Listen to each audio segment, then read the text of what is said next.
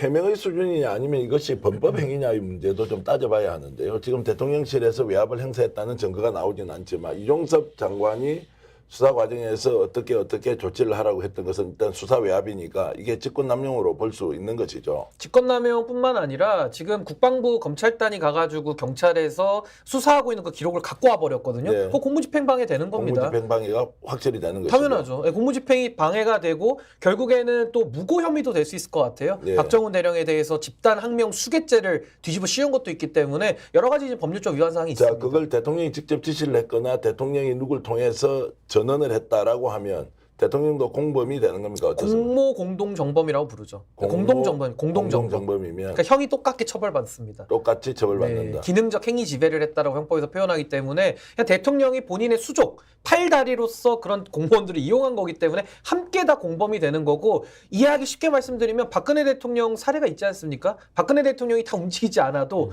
같이 했던 수석들과 함께 책임지는 겁니다. 맞습니다. 그래서 지금 민주당에서 얘기하는 것들이 특검, 뭐 국조 얘기를 하지만 최근에 좀 저희 민주당의 발언이 좀 매워졌어요. 탄핵 얘기가 나오기 시작했습니다. 국민들이 정말 윤석열 대통령 이대로는 안 된다. 저희가 오만하다고 얘기하는데 이백성 얘기가 나오잖아요. 그거는 이제 오만해서가 아니라 윤석열 대통령이 이종섭 호주대사 임명 과정에서 보면서 말한 대로 공동정범 수준의 일이 저질러졌을 거라고 추측이 가능하다라는 차원에서 좀 매운맛으로 가는 것들이 결국에는 대통령이 꼭지점에 있다는 것들이 조금씩 드러나고 있다라고 보는 거죠. 그래서 공동정범이 아니라고 한다면은 윤석열 대통령 억울할 거 아닙니까? 그러면 본인의 억울함을 푸는 방법이 딱 하나 있습니다. 그러니까 이종섭 대사를 지금이라도 사퇴를 시키고요. 수사를 받게 내버려 두면 그 윤석열 대통령 관련이 없다고 보는 게 또 타당하죠. 그렇죠. 근데 네. 지금처럼 계속 범죄 혐의자, 핵심 피의자를 해외로 도피시키는 식의 국정 운영을 계속한다면은 요 사안도 별도로 또 범죄가 되는 겁니다. 또 다른 이제 범죄 혐의에 대해서 다뤄봐야 하는데요. 지금 그 대통령실이 수사 방해를 한다.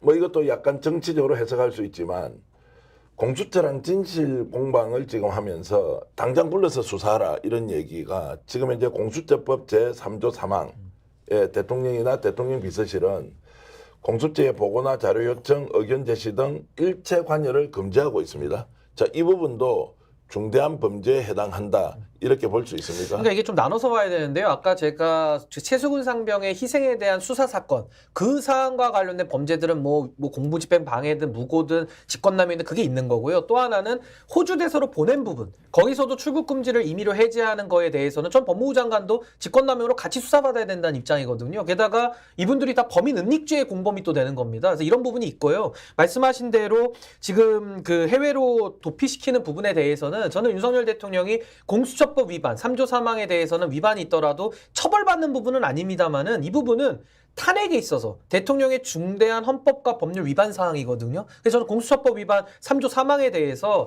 대통령은 공수처에 대해서 일체의 행위를 할 수 없게 돼 있거든요. 그러니까 수사해라, 소환조사해라라는 말 자체도 하면 안 됩니다. 그래서 이 부분에 대해서는 수사의 중립성, 독립성, 특별히 고위공직자에 대한 수사를 전담하는 그 부서에 대한 그 법률상 지위를 무너뜨리는 거기 때문에 저는 이것은 중대한 법률 위반이라서 탄핵 사유는 된다고 봅니다. 우리나라 이제 법률 항목 중에 이렇게 이제 하지 않아야 한다고 명확하게 금지 규정을 해놓고 만약에 어겼을 때 처벌을 한다 규정 없는 이런 법이 좀 많이 있습니까? 법 규정이? 그렇죠. 뭐 가끔 있죠. 그러니까 선언적인 규정으로 뭐 공무원의 중립을 선언한다라든지 여러 가지 네. 법률적으로 이런 건 하지 말아라라고 선언해놓고 법률 처벌 조항까지 안 넣는 경우는 덜어 있습니다. 그러니까 공수처법을 모르는 것이 아니라 알고 있지만 처벌 규정이 없기 때문에 적극적으로 개입해도 된다라고 좀 확대 과잉 해석해서 이렇게 지금 공수처를 압박하고 있다 이렇게 볼 수도 있겠네요. 뭐 법률이라든지 이 이상들을 고려하는 정부는 아닌 것 같아요. 그래요. 본인은 남들은 법을 잘 지키라고 얘기하고 법치주의라고 얘기하지만 본인에게는 해당되지 않습니다. 그러니까 법 위에 있는 권력을 행사하는 게 윤석열 정부다라고 얘기를 하는 것이고 그냥 이 공수처법에 처벌을 하든 말든 강력한 처벌이 있어도 이거 어길 거예요. 이게 처벌 균형이 있다고 해서 윤석열 대통령이 이걸 살펴볼 것이다. 그건 아닌 것 같고. 하긴 뇌물도 선물이나 대통령 기록물로 그렇지. 둔갑시키는 실력을 보면 봐봐요. 그런 것 같습니다. 그러니까 본인들이 일반인들이 그렇게 됐으면 뇌물이 되는데 본인이 받는 건 선물이 되는 거죠. 전형적인 내로남불이에요. 공수처에 대해서 그런 것이죠. 검수완박에 대해서 그렇게 말하자면은 막 화들짝 놀랬잖아요. 검수완박 안 된다. 검찰에 대한 어떤 수사의 독립성과 이런 검찰의 능력들을 침해서는 안 된다 해놓고 나서 본인들이 또 공수처가 본인들의 몸을 재우니까 또 공수처 개혁을 하려고 또 이렇게 뒤집는 거 아니겠습니까? 그러니까 이 윤석열 대통령의 스타일이 그래요. 그냥 내가 필요하면 법이고 뭐고 그냥 쫙 밀어붙이는 스타일이다. 뭐 기대하지 않습니다. 근데 저는 서영주 대변인께서 윤석열 대통령이 법 위에 있다. 전 그 말씀에 매우 공감하고 동의하고요. 그럴 때 우리 헌법이 마련해놓은 안전장치가 탄핵입니다. 그렇죠. 그러니까 대통령이라고 하더라도 헌법과 법률에 중대한 위반이 있을 때에는 국회가 소추를 하고요. 헌법재판소가 파면을 하는 거거든요. 전 지금 윤석열 대통령은 레드라인에 거의 근접했다라고 저는 봅니다. 자, 그래서 이번에 이제 그 이종섭 전 장관의 귀국이 실제로 별걸로 1심을 좀 누그러뜨릴지 아니면 더 확산시킬지는 좀 두고 봐야 하는데요. 어제 오늘 분위기로 보면 아, 이게 정리가 되는 국면 아니다. 일방적인 주장만 있지 국민적 의혹을 풀 수 있는 수준은 아니다라는 것은 확실한 것 같습니다. 스픽스는 말하는 언론입니다. 대세는 유튜브, 그중에서 스픽스.